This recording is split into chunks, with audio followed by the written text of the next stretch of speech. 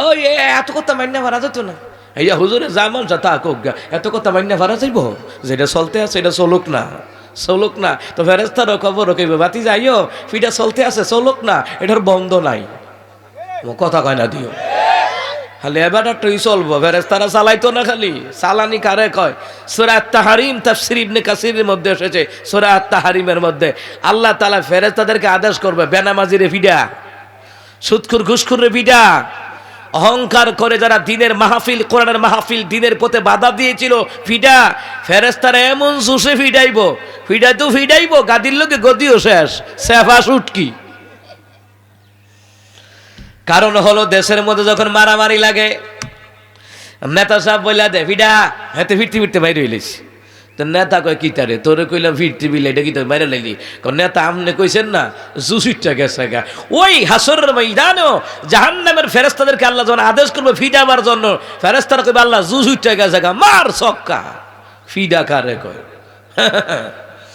মুসলমান ইমানদাররা, দেশের মধ্যে যত রকমের অপরাধী তত রকমের ফিডা, যত দেশের মধ্যে যত রকমের অপরাধী তত রকমের মামলা, তো হাসরের ময়দানও যত রকমের অপরাধী তত রকমের অপরাধীদেরকে তত রকমের শাস্তি দিয়ে দিবেন কে?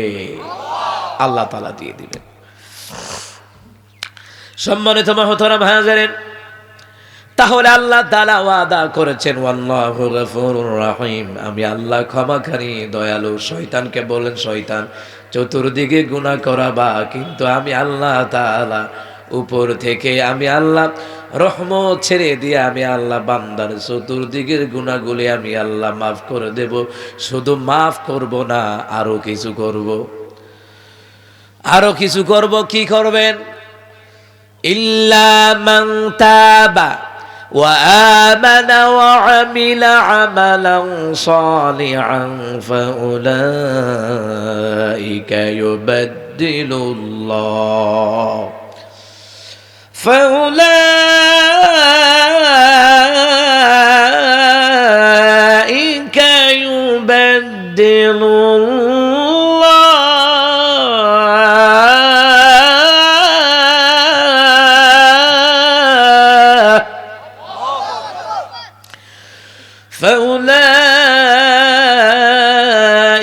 يبدل الله سيئاتهم حسنات।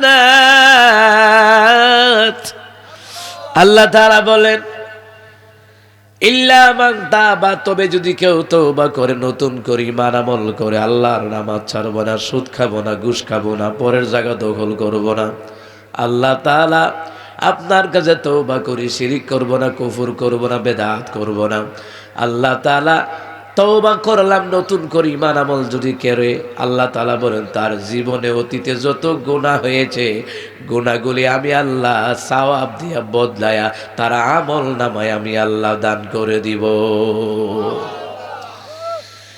একটা দল আছে, একটা পাপীদের মধ্যে একটা দল আছে, যে দলটাকে আল্লাহ ভালোবাসেন।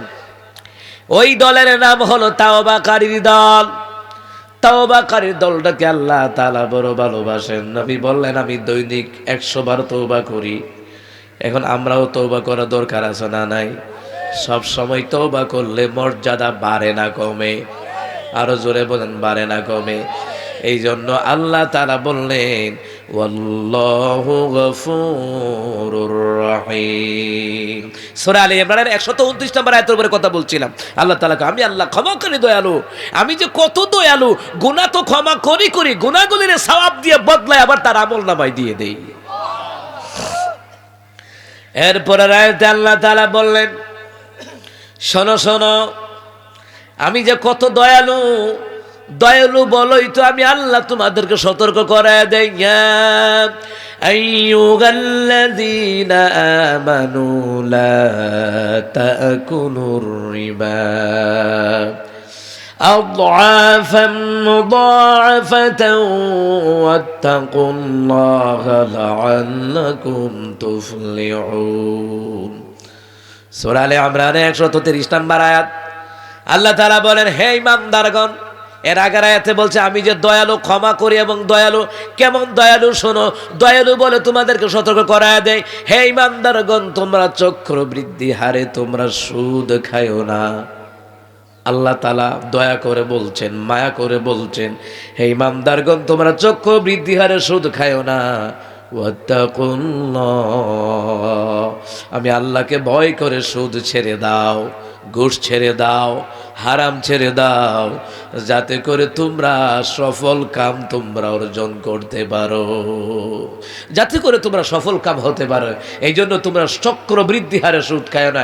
এখন তো সুদ খায়, চক্রবৃদ্ধি সুদ খায়, আবার 7টা 500 টাকা আবার 100 টাকা লাগায়। আসেনিও কথা কয় না দি।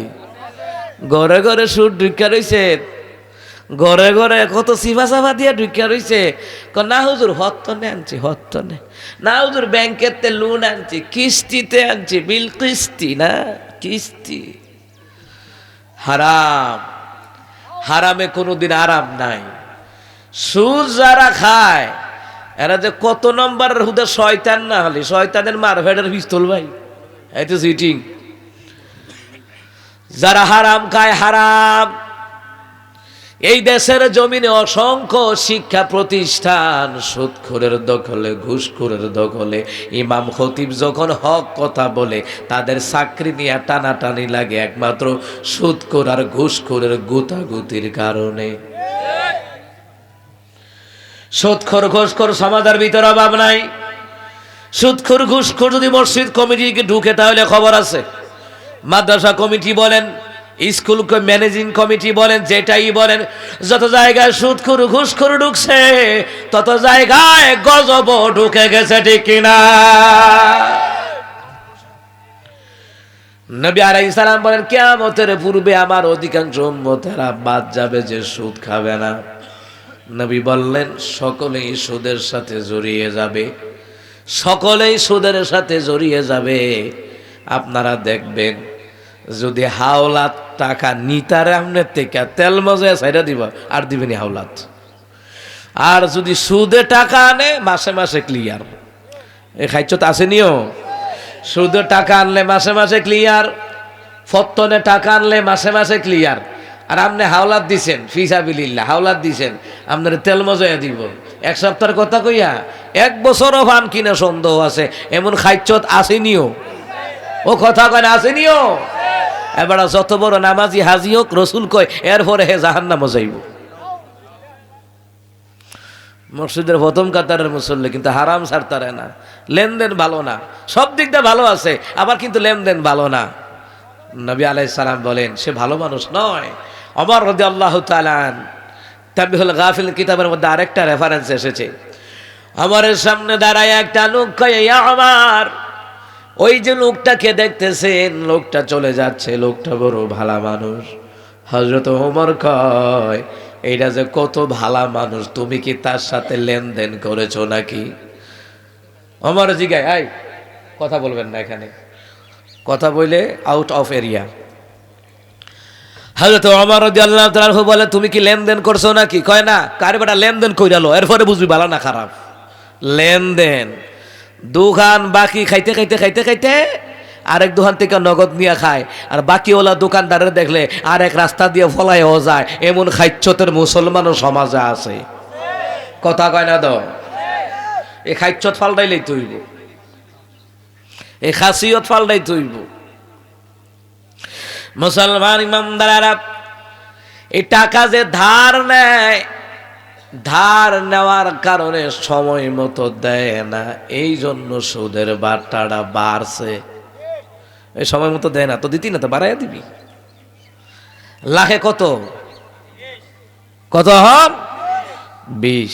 এলাকাত খা দেখি তো জানছেন, ঠিক নিও। এলাকাত খাইতে আছে, ইচ্ছা মতে খাইতে আছে, এর লেগে আপনারা জানছেন, ঠিক না? আপনারা খান এটা বলতেছি না, মানে আপনারা জানছেন, খাই দেখেই জানছেন। তাহলে সুদখোর আছে, জেনাকারী আছে। জেনাকারী কারা? নবী কই সুদ খায় যারা, ও হলো জেনাকারী, যে 70টা কবিরা গুনাহ করে যে সুদ খায়। আর আপন মার সাথে জেনা করে শুধু গুনাহ হলো যে সুদ খায়, আপন মার লোকে জেনা করে, এর মতন কুলাঙ্গার দুনিয়াতে নাই যে সুদ খায়, কথা করতে কিনা। তো কিছু মা বাপ তো আছে মাশাআল্লাহ ফুতে সুদের টেহা জিবাটা বাইর করে করে খাইতে আছে। তা হাসরের ময়দানও যখন ফুতে জাহান্নামে যাইব তখন কইবা আল্লাহ আমি একা যাইতাম কা, আমার সুদের টেহা আমার বাপ মায়ও তো খাইছে, আমি বিদেশে টেহা পাঠাইছি সুদের লাগাইছে। আছে নিও জামাই বিদেশে টাকা পাঠায় সুদে লাগায়, ফুতের বিদেশে টাকা পাঠায় সুদে লাগায়। তো সন্তান কইবা আল্লাহ আমি একা যাইতাম কা, আব্বা আমার লোকে দেন, তারাও তো মজা কইরা কইরা খাইছে। এই জন্য যারা বাপ মা আছেন আপনাদেরকে বলে দেই, সন্তানকে বলবেন সন্তান 1 টাকা যদি সুদের খাস তাহলে তোর গরু আমারে খাওয়া ইচ্ছা, দরকার আমরা স্বামী স্ত্রী ভিক্ষা করে খাইয়াম, তোর গরু আমার খাওয়ার দরকার নাই। কারণ হাদিসে রসুল বলেছেন যে 1 টাকা যে সুদের খায় আপন মার সাথে জেনার গুনাহ হয় আর 70টা কবিরা গুনাহ হয়। সুদখোর সমাজে ছেয়ে গেছে। ওখানে আবার সুদখোর ঘুষখোর যারা তারা হইতে আবার সমাজের বলে মাতাওয়ালা, মান্যগণ্য ব্যক্তি। আমি কই না, এটা মান্যগণ্য জঘন্য ব্যক্তি, এটা যে সুদ খায় আর ঘুষ খায়। মহতারাম হাজিরিন, তাহলে আল্লাহ তাআলা বলে দিলেন তোমরা চক্ষুর বৃদ্ধি হারে সুদ খায়ও না, ওয়াত্তাকুল্লাহা লাআল্লাকুম তুফলিহুন। যদি তোমরা সুদ ছেড়ে দাও, আমি আল্লাহকে ভয় করে যদি হারাম থেকে ফিরে আসো, তাহলে তোমাদেরকে আমি আল্লাহ সফলতা দিয়ে দেব, তোমরাই সফল কাম হয়ে যাবা। এই আয়াতটা আল্লাহ তাআলা ঈমানদারদেরকে উদ্দেশ্য করে বলার কারণ আছে। তাফসীর ইবনে কাসিরের মধ্যে লিখেন, তাফসীর জালালাইন সহ, যে মদিনার ইহুদিরা সুদ খাইতো এবং সুদের উপর চক্রবর্তী সুদ খাইতো।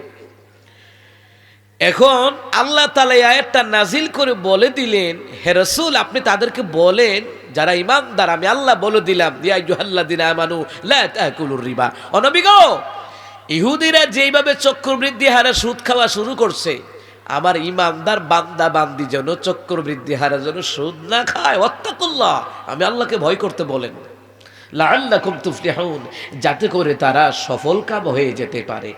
সবচেয়ে বড় চূড়ান্ত পর্যায়ের সফলতা হলো মরণের সময় কালিমা নসিব হওয়া, ঈমানের সাথে মৃত্যু হওয়া। সুবহানাল্লাহ। হারাম খাইলে কি ঈমানের সাথে মৃত্যু হইতে পারে? হবে না। তাহলে আল্লাহ যেন আমাদেরকে হারাম থেকে বাঁচায় দেয়, কোন আমিন।